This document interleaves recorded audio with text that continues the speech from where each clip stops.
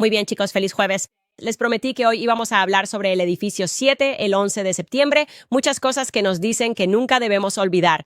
Pero tengo una teoría. Creo que en realidad hay muchas cosas que se supone que nunca debemos recordar.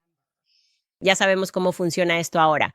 Todos estamos cayendo juntos por la madriguera del conejo, dándonos cuenta de que muchas cosas que pensábamos que eran ciertas en realidad no lo son, y que en realidad ha habido personas involucradas en crear eventos de psicosis colectiva, cosas tan traumatizantes para el público que modifican completamente nuestro comportamiento humano.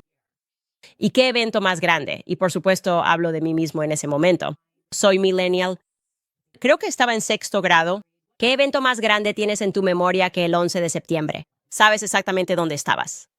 Y puede que haya algunas cosas, tal vez eras demasiado joven, que en ese momento deberían haberte parecido extrañas, pero que definitivamente ahora te parecerán extrañas. Ahora. Y vamos a hablar de esas cosas. Te voy a dar 5 cosas que definitivamente nunca deberías recordar sobre el 11 de septiembre. Eso es lo que viene en Candace.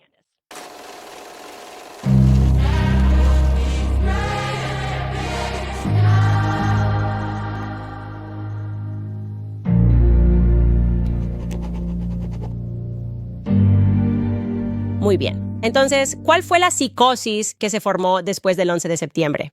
Yo diría que todos nosotros temíamos a los musulmanes sin cuestionarlo. No podía, de verdad, no podía soportar estar cerca de ellos. Pensaba que cada uno de ellos iba a ser un terrorista. Sí, así me sentía. No quería ir a sus casas. No quería ser amiga de ellos. De hecho, ayer me sentí muy mal. Había un hilo que se hizo viral en Twitter y era una mujer musulmana joven contando cómo fue para ella. Cuando ocurrió el 11 de septiembre, la recogieron de la escuela y su papá la sentó y le explicó. Básicamente que las cosas iban a ponerse muy difíciles para ella y ella no lo entendía. Ella no había hecho nada. Y su papá le explicó que eso realmente no importaba porque la iban a culpar. Y me sentí mal porque sabía que yo era una de esas personas que culpaba a todos los musulmanes. Pero, por cierto, fui programado para hacer eso. Quiero decir, vamos. ¿Sabes que esa era la vibra que estaban transmitiendo? Son todos terroristas. Abandonar. Vendrán por nosotros. Están derribando torres. Son radicales. Son yihadistas. Y inculcaron en los jóvenes, la generación futura, que sin importar lo que hiciéramos en Medio Oriente, no importaba por qué estábamos atrapando terroristas. Bien. Tuvo una implicación importante en nuestra política exterior durante las siguientes décadas. Todavía hoy. No se supone que debas inmutarte cuando vuelan por los aires a niños musulmanes. Ese es el tipo de ambiente. Y si llegas a inmutarte, bueno, terminarás en Rumble. No se te permite hablar de estas cosas en los espacios convencionales, pero el público está despertando y definitivamente vamos a hablar de ello. Solo quiero decir desde el principio aquí, sé que hay muchísima gente. Miren, yo crecí en Sanford, Connecticut, conozco familias, conozco personas cuyas vidas fueron impactadas por este evento. No hay duda de que este evento ocurrió. Y no hablamos de este evento y de todos estos interrogantes porque faltemos el respeto a estas personas, sino que en realidad es por un profundo respeto, como por ejemplo, si esto le hubiera pasado a miembros de mi familia, nunca descansaría hasta obtener las respuestas a las preguntas que estoy a punto de hacer. Nunca descansaría. Y así, como dije, estamos haciendo esto por respeto a las víctimas y a las familias de las víctimas. Entonces, ¿qué tenemos primero? Bien, algo que no quieren que recuerdes es lo extraño que es. Que en medio de toda la locura, y en todos los días posteriores al 11 de septiembre, y en el día previo al 11 de septiembre, básicamente nos dijeron que no podían encontrar cuerpos humanos. Y teníamos que entender cómo el acero podía derretirse. Pero qué suerte, porque supimos exactamente quién lo hizo al instante, porque seguían encontrando pasaportes. ¿Recuerdas esto? Mira este fragmento de noticias. Otro acontecimiento. El sábado, funcionarios de Nueva York revelaron en una conferencia de prensa aquí en la ciudad que se encontró el pasaporte de un secuestrador a unas cuadras del lugar del choque en el World Trade Center, si puedes creerlo. No se dieron más detalles, pero el hallazgo llevó al FBI y a la policía a ampliar el área de búsqueda en el Bajo Manhattan. Él dice, si puedes creerlo, y la respuesta es no, no puedo creerlo. Pero esa es la realidad.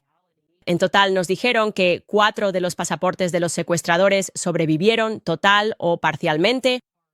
Dijeron que 2 de ellos fueron recuperados del lugar del accidente del vuelo 93 de United Airlines en Pensilvania. Así que este avión se estrelló, pero aún así pudieron, una vez más, encontrar papel. Ustedes tienen un pasaporte hoy en día. Solo imaginen papel de alguna manera que lograron recuperar esto de un lugar del accidente. Y también encontraron el pasaporte de uno de los secuestradores en el vuelo 11 de American Airlines. Dijeron que un transeúnte lo recogió y se lo entregó a un detective del NYPD poco antes de que colapsaran las torres del World Trade Center. Ahora, por supuesto, si piensas racionalmente y no emocionalmente, te preguntas qué está pasando, qué están haciendo estos secuestradores, por qué están esparciendo sus pasaportes. Así, eso en sí mismo ya es extraño. Entonces, ¿me estás diciendo que cuando ese avión se estrelló en Pensilvania, qué hizo? ¿Bajó la ventana del avión que no se puede bajar y lo tiró por ahí? ¿O lo tenía consigo y de nuevo simplemente fue recuperado? ¿Qué está pasando aquí? ¿Porque hay pasaportes y el mundo rastreando? ¿O qué pasó cuando el avión se acercaba? Dejó caer este pasaporte.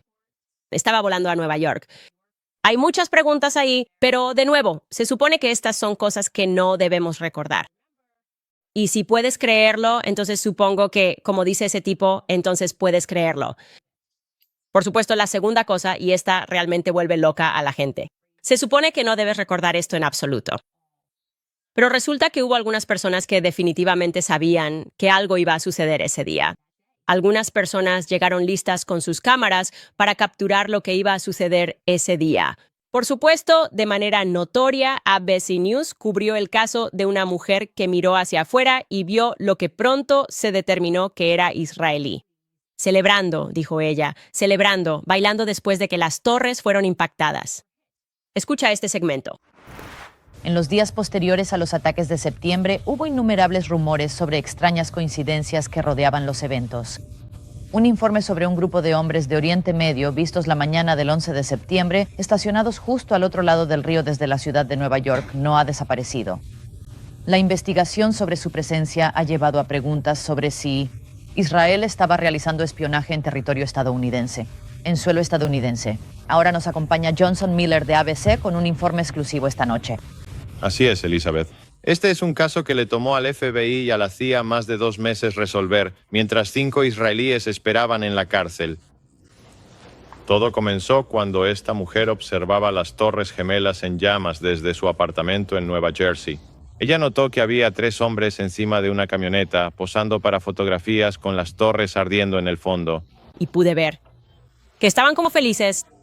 Ya sabes, es importante destacar que había 2 vehículos todoterreno, específicamente 2 robustos y grandes todoterrenos que estaban completamente llenos. No solo estaban llenos, sino que estaban repletos hasta el borde, hasta su máxima capacidad, con una cantidad considerable de algo. Esto implica que el espacio interior de ambos vehículos, diseñados para transportar carga o pasajeros en terrenos difíciles, estaba completamente ocupado. La situación sugiere que se transportaba una gran cantidad de material o personas, lo que podría tener implicaciones significativas dependiendo del contexto. La imagen mental es de 2 vehículos utilitarios deportivos, o SUVs, que no tenían ni un solo espacio libre, indicando una carga muy voluminosa o pesada.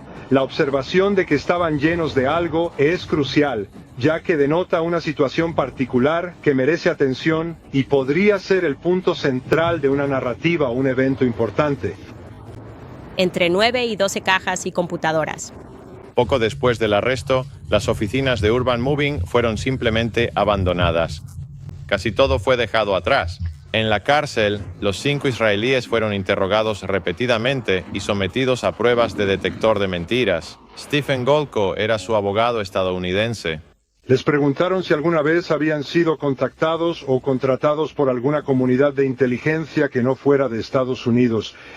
Aunque aún hay debate entre funcionarios de inteligencia de EU, muchos investigadores creen que algunos hombres eran parte de una operación israelí para monitorear organizaciones benéficas islámicas radicales que apoyan a grupos como Hamas, algo que los abogados de los 5 hombres y el gobierno israelí niegan. Estos 5 israelíes no estuvieron involucrados en operación de inteligencia en Estados Unidos. La historia es simplemente falsa.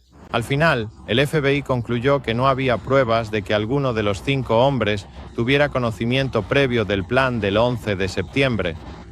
Después de 71 días, los 5 israelíes fueron deportados, dejando algunas tensiones tanto entre funcionarios estadounidenses como israelíes Según funcionarios federales, a los 5 hombres se les ha prohibido regresar a los Estados Unidos durante 10 años, dicen, porque violaron las leyes de inmigración. ¿Existe evidencia de que alguno de estos 5 hombres supiera sobre los ataques del 11 de septiembre antes de que ocurrieran? El FBI dedicó mucho tiempo a examinar esta cuestión. No que estuvieran en el lugar tomando fotos antes de que los aviones impactaran, poco después.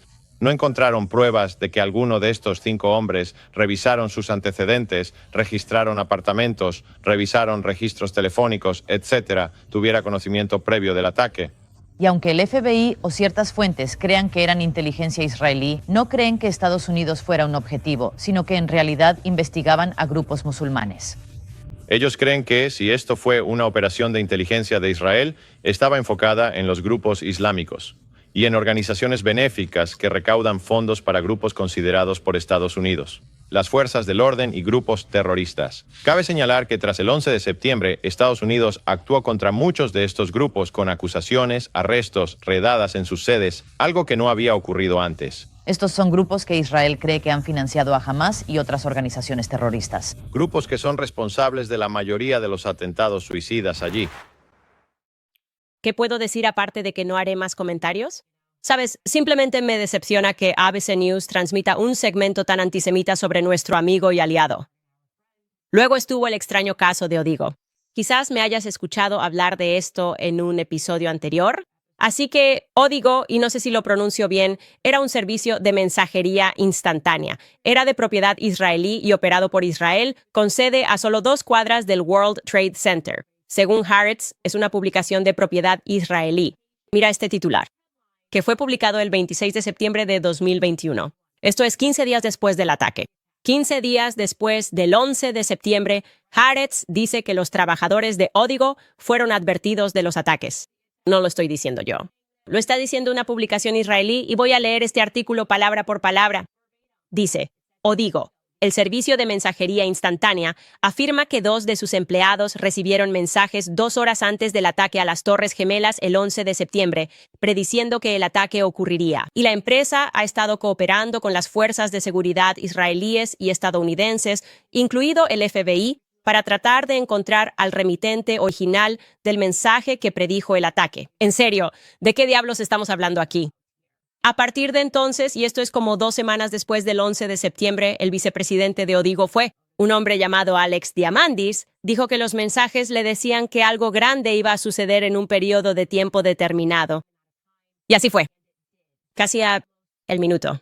Esta es una cita directa del vicepresidente de Odigo.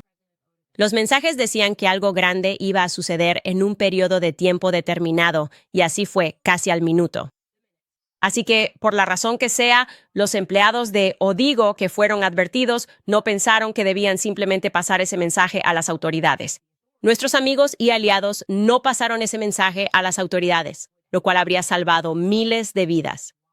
2 semanas después del 11S, ya sabes, tienes a este tipo diciendo eso, y te das cuenta de que hay muchísima gente que empieza a decir lo mismo.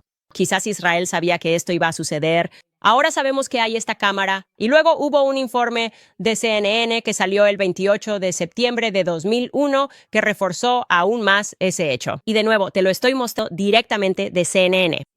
Dice, cito, el FBI está investigando si una advertencia enviada a empleados en una empresa de mensajería instantánea, menos de 2 horas antes de que el avión se estrellara contra el World Trade Center, estaba relacionada con los ataques, confirmó un ejecutivo de la empresa el viernes.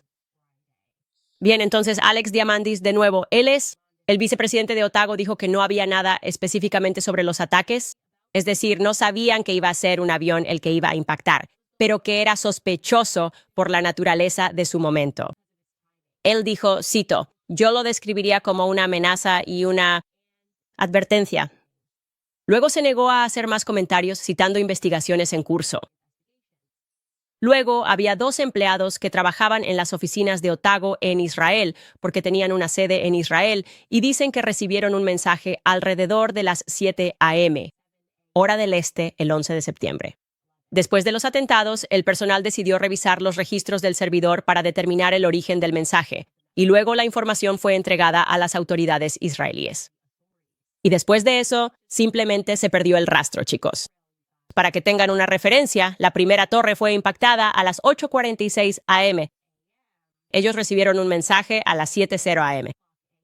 Pero los medios simplemente perdieron el interés en esto. No hubo interés en esto porque, encontramos pasaportes. Y los pasaportes dejan claro que se supone que debemos estar realmente enojados con los musulmanes. Y todas estas otras cosas extrañas que ocurrieron, ni siquiera sé por qué. La gente está hablando de ello. No hay interés en ningún otro tema. Ahora, déjenme mostrarles esto. Este es un titular del Jerusalem Post. Por cierto, el Jerusalem Post tiene su sede en Jerusalén, si no es obvio. Esto es del 12 de septiembre de 2001. Desde entonces ha sido archivado. Según se informa, el Ministerio de Asuntos Exteriores en Jerusalén ha recibido hasta el momento los nombres de 4,000 israelíes. Se cree que estaba en la zona del World Trade Center y el Pentágono en el momento del ataque. Sorprendentemente aquí tenemos una actualización para ti. A pesar de esto, a pesar de tener 4,000 empleados en la zona, incluyendo a toda una empresa, Odigo, que recibió una advertencia previa sobre este ataque, resulta que, al menos según alguien que viajaba con Bibi Netanyahu al centro memorial del 11S, un total de 4 ciudadanos israelíes murieron ese día. Te voy a mostrar ese clip. Hay un clip de Bibi Netanyahu con su esposa visitando el monumento y oirás a alguien de su séquito decir eso. Solo 4 ciudadanos israelíes murieron ese día. Escuche. Toda esta sección que vemos aquí a lo largo de todo el camino es toda gente del centro Fitzgerald. Entonces, ¿cuántos israelíes hay? Hay 4 israelíes en total. Estoy feliz. Ojalá ningún estadounidense o israelí hubiera muerto ese día. Creo que es un hecho interesante, pero estoy feliz porque es triste cuando personas inocentes pierden la vida en algo que se podría argumentar que era evitable si otras personas pudieron evitarlo porque recibieron información previa del evento. Ahora vamos a hablar de Luke Larry, Torres 7, Edificio 7. Mira a este tipo antes de que lleguemos a eso. Y tal vez sea apropiado porque este tipo ganó muchísimo dinero. Voy a hablarles sobre el oro, porque ahora mismo la inflación está por las nubes. Si crees que tu dinero y tus ahorros para la jubilación están seguros, es momento de reevaluarlo. Debes considerar diversificar tus ahorros en un activo tangible que ha resistido la prueba del tiempo. Estoy hablando del oro de Goldco.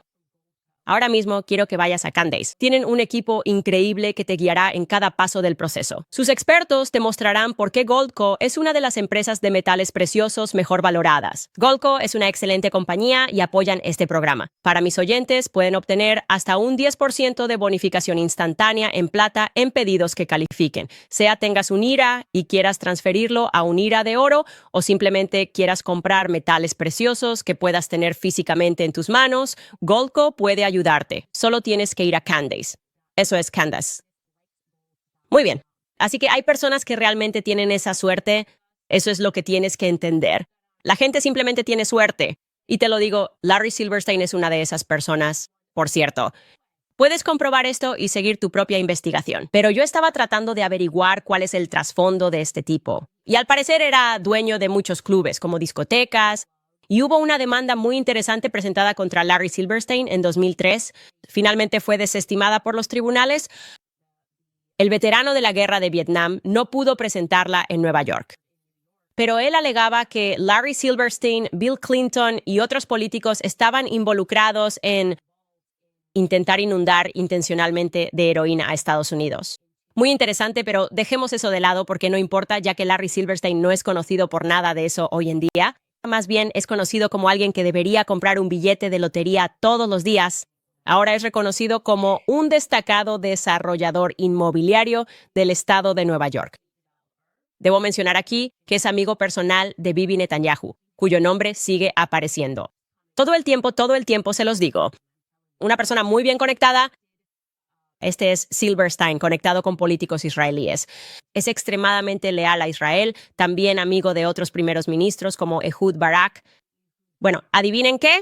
Obtuvo el contrato de arrendamiento de las Torres Gemelas apenas 6 semanas antes del 11 de septiembre. Sacó una póliza de seguro que, afortunadamente, incluía cobertura por actos de terrorismo. Tuvo tanta suerte de que incluyera cobertura por actos de terrorismo que cuando llegó el momento de cobrar, Silverstein afirmó que hubo 2 incidentes de terrorismo, ya que 2 edificios habían sido impactados por aviones, lo que le permitió solicitar una doble indemnización. Así que cobró $4.500 millones del seguro por las torres en las que había invertido apenas 6 semanas antes. Quiero decir, me quedé bastante sorprendido cuando investigué esto. Verifiqué y pensé, no puede ser. No hay forma de refutar eso. Eso es un hecho absoluto. Ahora dicen que eso no implica que él tuviera conocimiento previo de que este evento iba a ocurrir. Obtener un seguro es, de hecho, algo normal. Para ser justos, es normal contratar un seguro si vas a tomar en arrendamiento estos 2 edificios. También tenía otros inversionistas que invirtieron con él y todos simplemente tuvieron muchísima suerte. Estoy hablando de una suerte increíble, porque además de eso, Larry Silverstein era conocido por pasar todas las mañanas exactamente de la misma manera, en reuniones de desayuno en el World Trade Center. Esto es según él mismo. Habló sobre esto en varias entrevistas, pero afortunadamente, tan afortunadamente para el suertudo Larry, en la mañana del 11 de septiembre, decidió: voy a romper este hábito porque quiero ir a ver a un dermatólogo. Y eso fue lo que pasó. Se saltó su habitual reunión de desayuno para ir al dermatólogo, lo que terminó salvándole la vida. Y eso no es todo. Larry también tiene 2 hijos que también trabajaban en el World Trade Center y que también llegaron tarde el 11 de septiembre. Así que toda la familia Silverstein sobrevivió y, por lo tanto, pudieron seguir con vida. Cuando cobraron ese dinero del seguro por ese ataque terrorista, que afortunadamente habían incluido una cláusula al respecto en su póliza.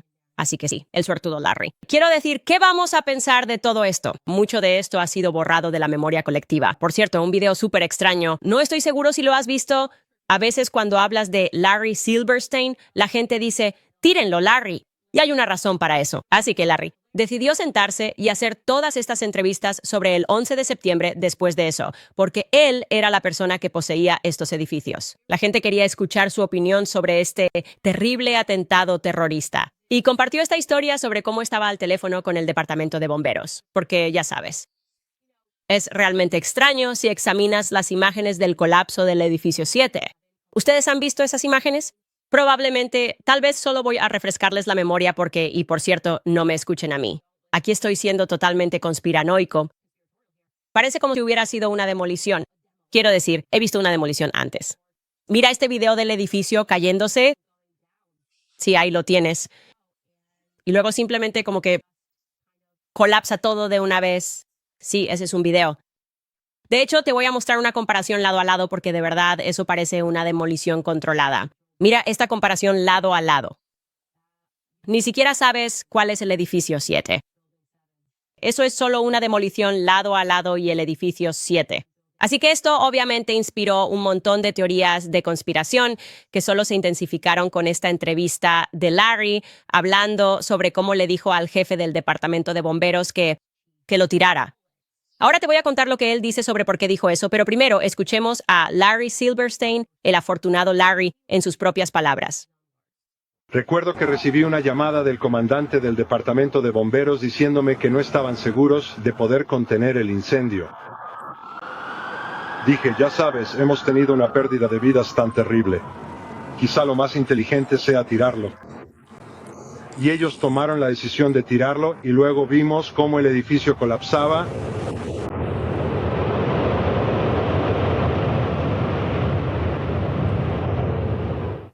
Eso es muy interesante. Hay muchas cosas interesantes. Así que aquí voy de nuevo con el sentido común. Odio esto, pero en un día como ese, gente corriendo, gritando, siendo sepultada bajo los escombros, buscando a sus seres queridos, el departamento de bomberos debió haber recibido ¿cuántas llamadas telefónicas? ¿Y me estás diciendo que el comandante de bomberos pensó para sí mismo? En esta emergencia, oye, debería llamar y pedirle la opinión al dueño del edificio sobre cómo hacer mi trabajo. No sé, eso me parece extraño.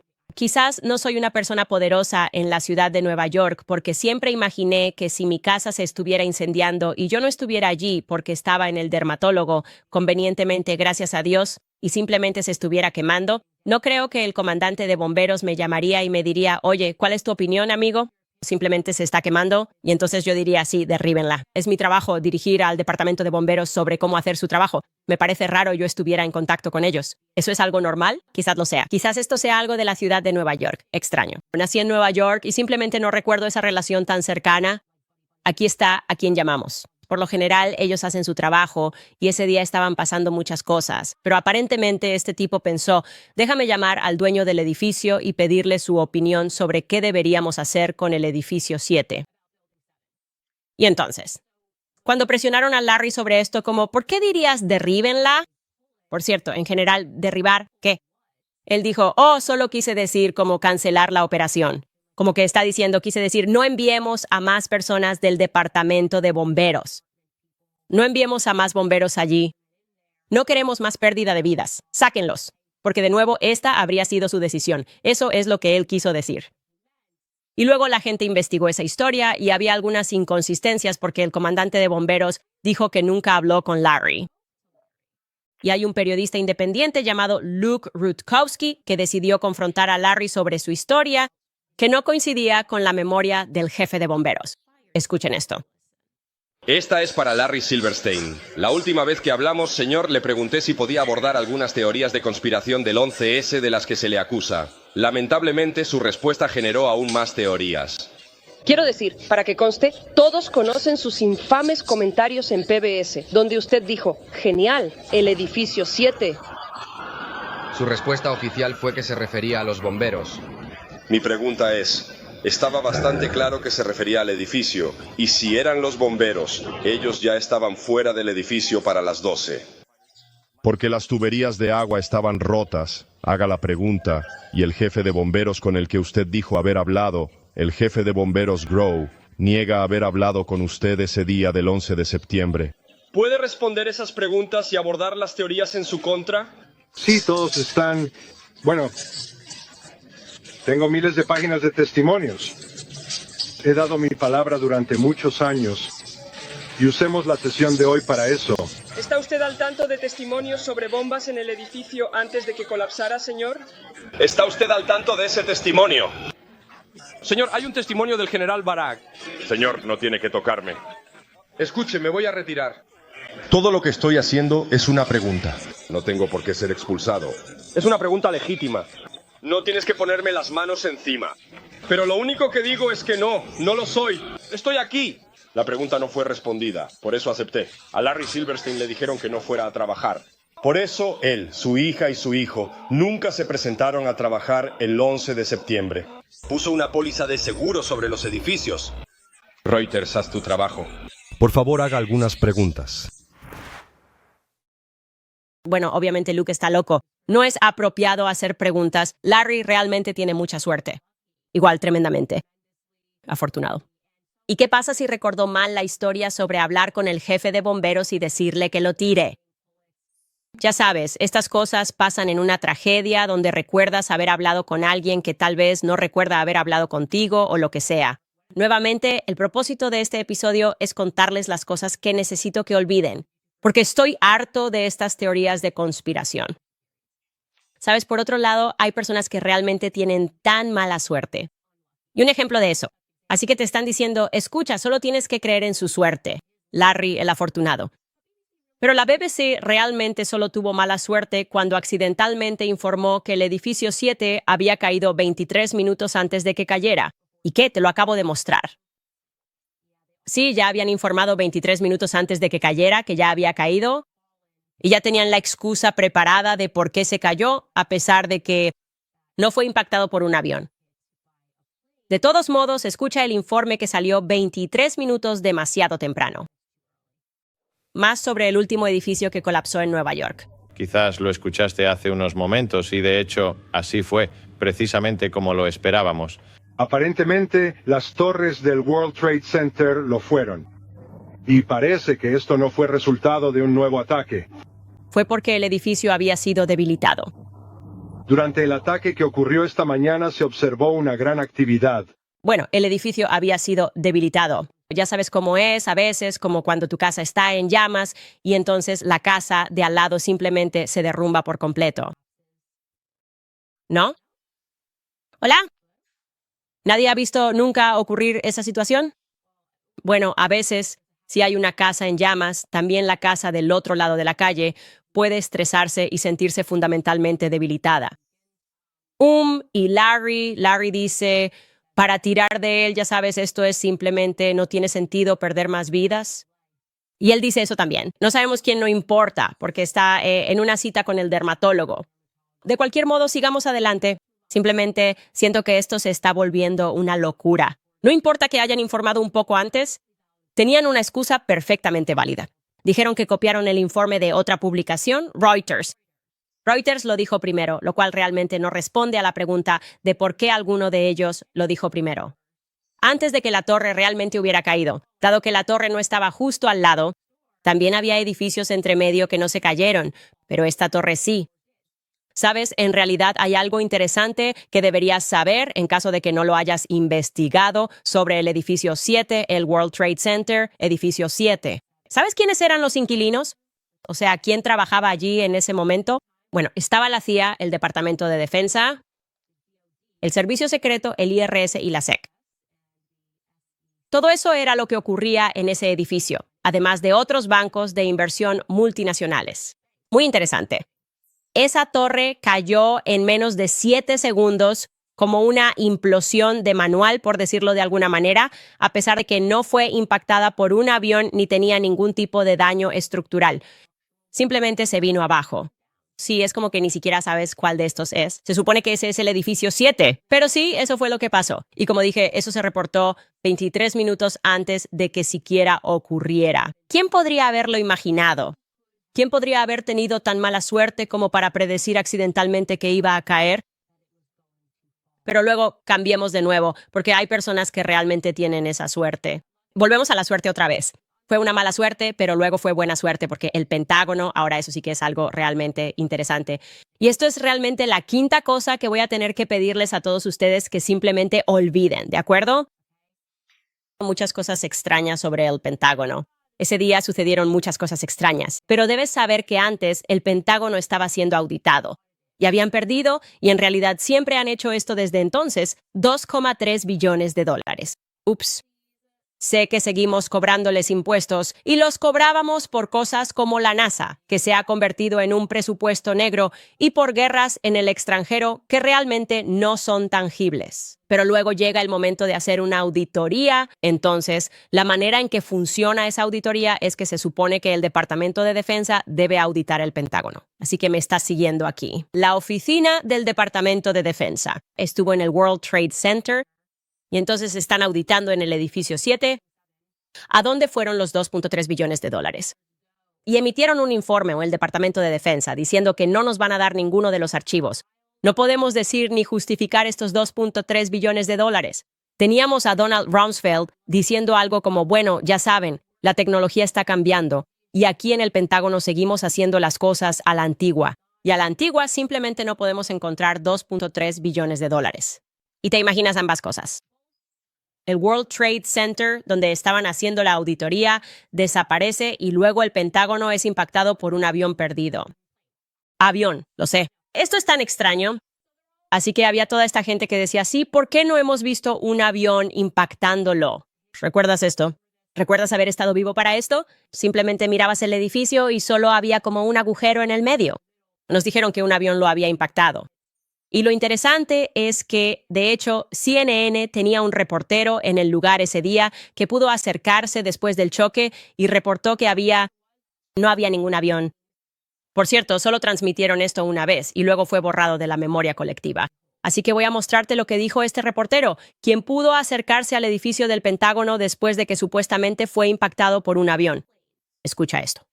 Fuera del Pentágono, el corresponsal de asuntos militares de CNN, Jamie McIntyre. Y Jamie, tú llegaste muy cerca de donde lamentablemente cayó ese avión, en un lugar específico.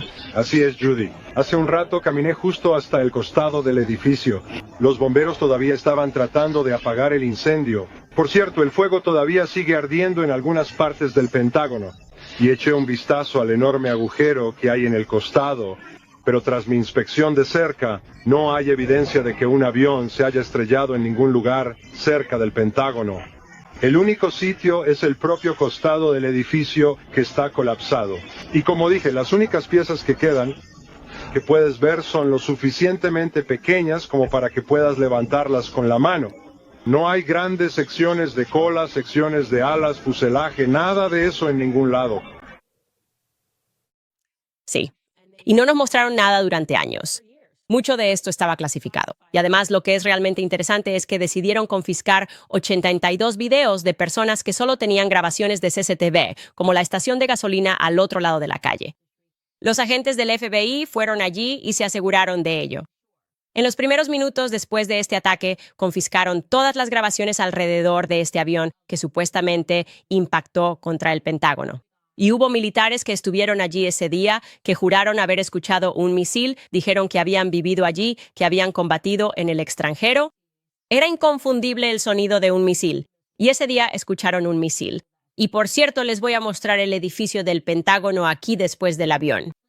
Ese reportero de CNN dice que no lo vio, incluso cuando estaba muy cerca y observando a los bomberos que intentaban apagar el fuego.